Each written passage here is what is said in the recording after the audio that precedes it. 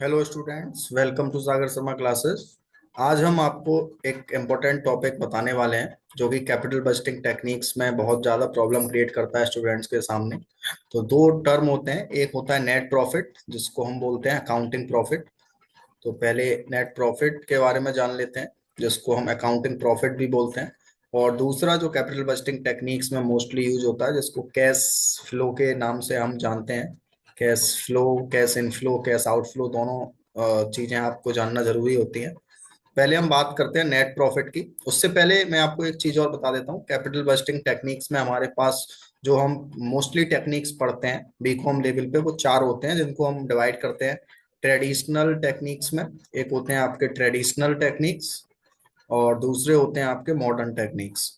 तो traditional techniques में हमारे पास दो टेक्निक्स आती हैं जिसमें सबसे सिंपल है पेबैक पीरियड, जिसके बारे में कल मैंने वीडियो बनाई थी, पेबैक पीरियड कैसे कैलकुलेट करते हैं। और दूसरा आता है इसमें ARR. ARR means average rate of return, और इसको हम अकाउंटिंग रेट ऑफ रिटर्न भी बोलते हैं। और मॉडर्न टेक्निक में हमारे पास दो टेक्निक आती हैं, NPV net present value, and जो फोर्थ वन है वो है आईआरआर जिसको हम बोलते हैं इंटरनल रेट ऑफ रिटर्न। तो ये आपको क्लासिफिकेशन पता होना चाहिए, ट्रेडिशनल में कौन कौन सी टेक्निक्स आती हैं कैपिटल बजटिंग की, और मॉडर्न में कौन कौन सी आती हैं। उसके बाद मोस्ट इंपॉर्टेंट इन डिफरेंसेस क्या होते हैं, कैश फ्लो और नेट प्रॉफिट, किस कौन सी टेक्निक कैश फ्लो यूज करती है, कौन सी नेट प्रॉफिट। तो आपको याद रखना है इन चारों में से केवल एआरआर जो है अकाउंटिंग रेट ऑफ रिटर्न, ये आपका नेट प्रॉफिट को कंसीडर करती है वाइल कैलकुलेटिंग। अगर हमें सिलेक्ट करना है कौन सा प्रोजेक्ट बेटर है तो एआरआर केवल यूज करती है नेट प्रॉफिट को। बाकी ये तीनों जो पेबैक पीरियड है, एनपीवी है और आईआरआर है, ये कैश फ्लो को कंसीडर करती हैं जब हमको कोई प्रोजेक्ट आपका सिलेक्ट करना है।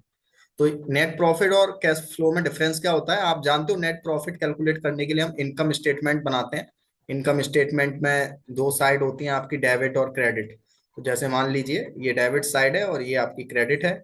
तो क्रेडिट में आप सारे इनकम्स लिख लेते हो इस तरीके से, डेबिट में सारे एक्सपेंसेस लिखते हो, है ना। यहाँ पे इनडायरेक्ट एक्सपेंसेस आते हैं, यहाँ पे जो भी ग्रॉस प्रॉफिट आया होगा निकल के बाई जीपी, और जो भी इनडायरेक्ट इनकम्स हैं वो आप यहाँ लिखते हो। और अगर क्रेडिट साइड ज्यादा है और डेबिट कम है तो ऑब्वियसली आपका नेट प्रॉफिट निकल के आता है, ये तो आप जानते हो, नॉर्मल इनकम स्टेटमेंट बनाते हैं। लेकिन जब आप यहाँ पे इनडायरेक्ट एक्सपेंसेस कंसीडर करते हो तो कुछ नॉन कैश एक्सपेंसेस भी होते हैं, जैसे सबसे इसमें प्रोमिनेंट डेप्रिसिएशन होता है। तो नेट प्रॉफिट में जब हम निकालते हैं तो डेप्रिसिएशन को भी रेड्यूस करते हुए चलते हैं। तो नेट प्रॉफिट जब हम कैलकुलेट कर रहे हैं तो इसका मतलब इसमें से डेप्रिसिएशन माइनस हुआ हुआ है एज ए एक्सपेंस। तो वही कैश फ्लो केवल एक्चुअल कैश इनफ्लो है उसको कंसिडर करता है। कैश फ्लो को निकालने के लिए हम सिंपली क्या करेंगे, जो नेट प्रॉफिट है उसमें से जितने भी नॉन कैश एक्सपेंसेज आपने यहाँ पे डेबिट किए हैं इनकम स्टेटमेंट में वो सारे ऐड बैक कर देंगे, जिसमें सबसे प्रोमिनेंट डेप्रिसिएशन होता है। अगर मैं बात करूं कैपिटल बजटिंग टेक्निक्स के पर्सपेक्टिव से, वैसे तो बहुत सारे इसमें चेंजेस करने पड़ते हैं, वर्किंग कैपिटल चेंजेस भी होते हैं, वो सब मैं यहाँ बात नहीं कर रहा, वो कैश फ्लो स्टेटमेंट में होती है।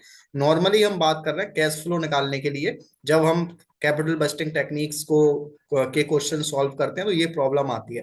तो आपको याद रखना है कैश फ्लो, अगर क्वेश्चन में नेट प्रॉफिट दिया है और हमें क्वेश्चन सॉल्व करना है with the help of payback period, NPV और आईआरआर, तो पहले हमें नेट प्रॉफिट से कैश फ्लो को कन्वर्ट करना होगा। उसके लिए नेट प्रॉफिट में all non cash expenses like depreciation, और भी हो सकता है इसमें अगर दिया है उसमें आपका इसमें अमोर्टाइजेशन वगैरह, तो वो भी आप ऐड करोगे। तो आई थिंक आपको डिफरेंस क्लियर होगा नेट प्रॉफिट और कैश फ्लो का।